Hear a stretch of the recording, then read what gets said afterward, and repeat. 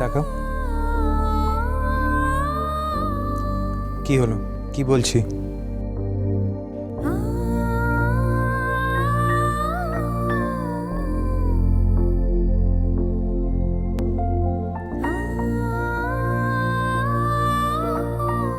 এখন আমি ভালো আছি।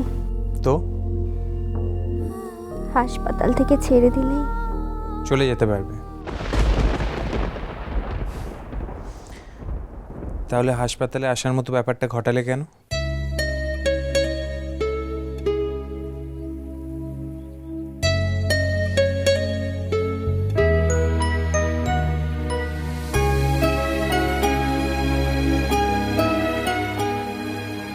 কাজু,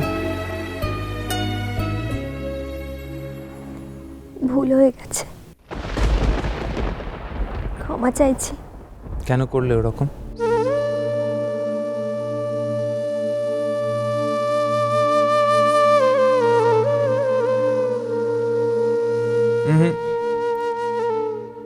এখন তোমার অনেক রেস্ট্রিকশনস আছে কাজু।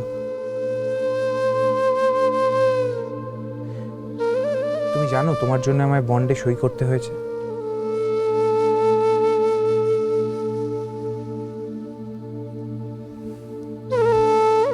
যেটা করেছো খুব ভুল করেছো। এটা একটা ছোট জায়গা। সবাই জানে তুমি নিজের থেকে গাড়ির সামনে গিয়ে পড়েছিলে। আবার অনেকে এটাও জানে এই ঘটনাটা ঘটাবার আগে তুমি আমার কাছে গিয়েছিলে। কতজনের কাছে কত জবাবদিহি করতে হচ্ছে সেটা একবারও ভেবে দেখেছো তুমি?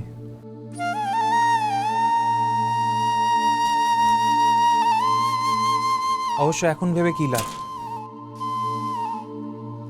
ওরকম একটা কাণ্ড করার আগে এগুলো মাথায় কাজ করলো না তোমার। এটা আমার কাজের জায়গা কাজু। এখানে এরম একটা ঘটনা ঘটার গুরুত্ব বুঝতে পারছো তুমি? তাই তো বলছি, যত তাড়াতাড়ি আমাকে ছেড়ে দেবে তত তাড়াতাড়ি আমি। তুমি আমায় কি টেনশনের ভেতর ফেলে দিয়েছিলে সেটা জানো?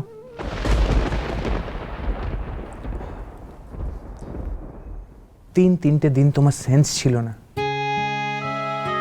একবার করে জ্ঞান আসছে, একবার করে চলে যাচ্ছে।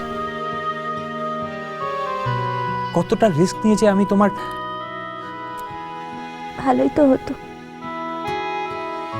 আর যদি কখনো আমার জ্ঞান না ফিরত।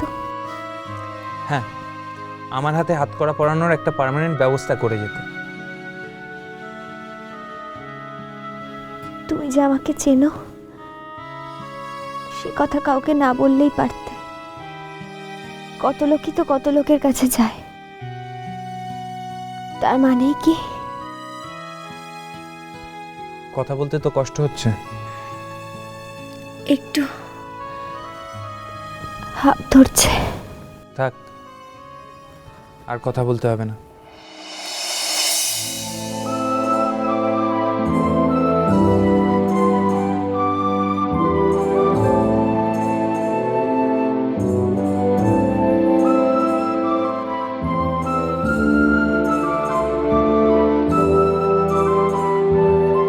এই কদিন যে কি ছটফট করেছি, দিনে রাতে চোখের পাতা এক করতে পারিনি।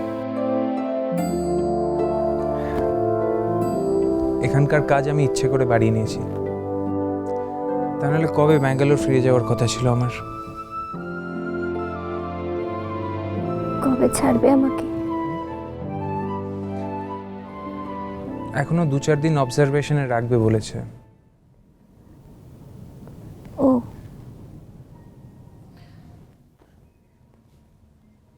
তারপর কোথায় যাবে কিছু ভেবেছো? চলে যাব। তখন থেকে চলে যাব বলছো। কোথায় যাবে সেটা তো বলবে। বাড়িতে তো ফিরতে পারবে না বোধহয়। কোথায় যাব জানলে কি আর? সেটা তো কোনো কাজের কথা হলো না কাজু। আমি তো ভাবছিলাম বিনায়ক আঙ্কেলকে সবকিছু খুলে বললে বোধহয়। না। কেন না? কেন?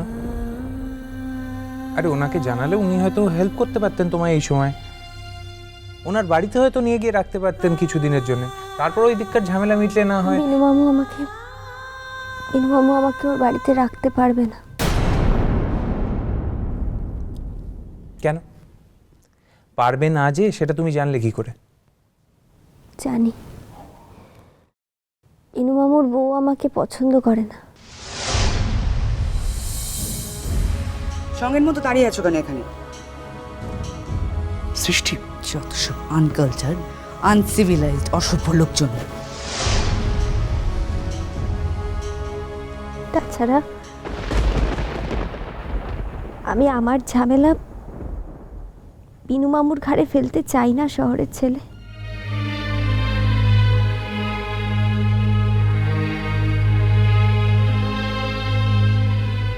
ভাবছো তাহলে তোমার ঘাড়ে কি করে? ওসব কথা থাক এখন। আচ্ছা, অনাথ মেয়েদের থাকার কি কোনো জায়গা নেই? এই দুনিয়ায় যাদের কেউ নেই তারা কোথায় থাকে? নেই বলবো না, এরকম মানুষদের থাকার জন্য সরকারি বেসরকারি হোম আছে। ইনফ্যাক্ট আমার এখানেই কাছাকাছি একটা হোম আছে, আমি একটু খোঁজ খবরও নিয়েছি।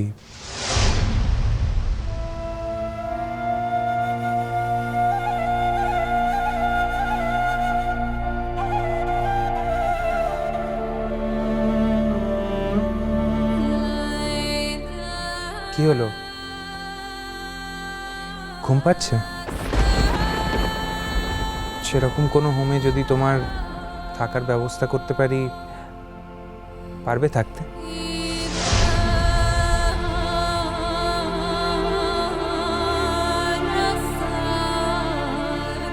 ভাবছি কাল পরশু একবার যাব, নিজের চোখে দেখে আসবো।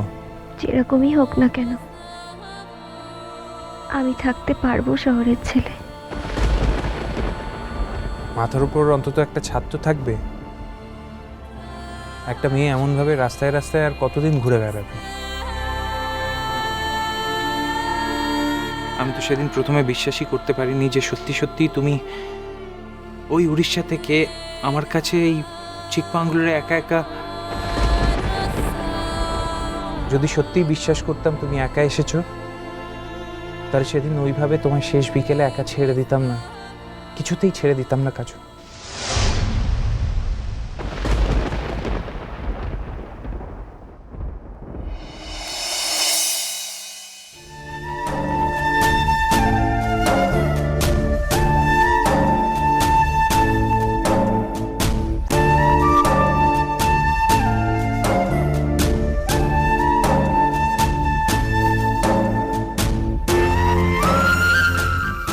I'm sorry. I'm so sorry. I'm sorry, কাজু। আমার ভিতরে এমন একটা গিল্টি ফিলিং কাজ করছিল না। তোমার কন্ডিশন যত ডিটোরিয়েট করছিল, তত আমার ভেতরে একটা চাপা অপরাধ বোধ, একটা কষ্ট কাজ করছিল। বাজে জন্মপথ